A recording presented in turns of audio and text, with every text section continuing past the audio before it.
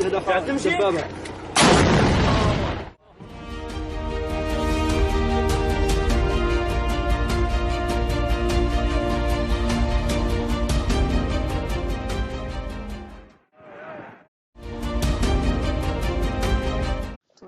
Bloodied, bandaged, and hospitalized in France after being stabbed 16 times, Mohammed Mirzaleh says he has no doubt his attackers are linked to the Azerbaijan government, the same ones who warned him a week before the March 14th attack that, quote, "We will kill you." The blogger is known for strongly criticizing Azerbaijan's ruling family on his controversial YouTube page, calling out corruption and rights abuses.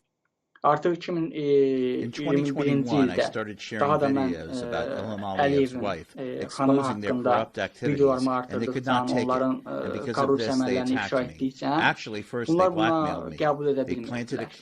Buna qəbul edilmədiyi halda da mənə hücum oldu. Daha doğrusu ilk öncə mən bacımla şantaj olundum, bacımın yataq otağına kamera yerləşdirdilər, intim görüntülərini çəkib mənə göndərdilər və məndən bunun qarşılığında yalnız susmağımı istəyirdilər. Mirzaleh went into exile in France, but says the threats continued and even increased this year. According to Reporters Without Borders, Azerbaijan has a low tolerance for criticism, especially of President Ilham Aliyev and his family. The country ranks near the bottom on the Media Watchdog's annual index of 180 countries. Since 2014, there has been a relentless war against those who critique the president, and independent journalists and bloggers are jailed very often on absurd reasons, absurd grounds, if they do not have or they are submitted to harassment, blackmail, or bribes. It's extremely difficult to investigate, publish information in the country. Journalists or bloggers like Mirzaleh often flee and seek refuge in Europe or elsewhere to avoid arrest or harassment. There, they have more freedom to report.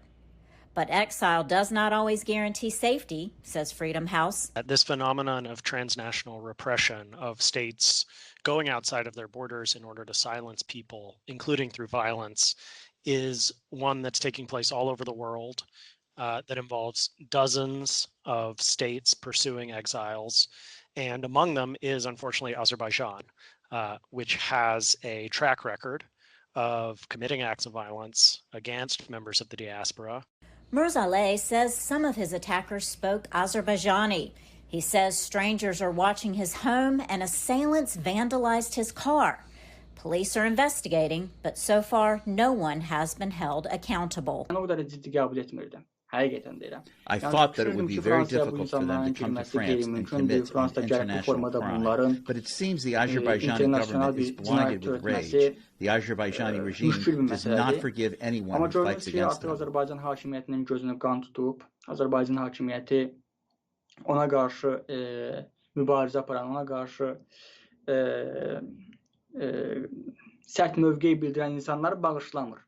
Azerbaijan's Ministry of Foreign Affairs and embassies in Washington and Paris did not respond to VOA's request for comment. The targeting of critics in exile came to the fore last month when Belarus diverted a passenger jet over its airspace to jail dissident blogger Roman Protasevich. The incident prompted calls for greater protections. Whether it's an attack on someone like Mohammed Mirzaleh or whether it's the abduction of Roman Protasevich from an airliner by Belarus, the most important thing is that you can't allow states to think this is something you can just do. Even though the EU has sanctioned Belarus and French police are investigating Mirzaleh's case, the message for dissident journalists is clear. As far as the security goes, I can say that Europe is not a safe place. Laurel, Bowman, VOA News.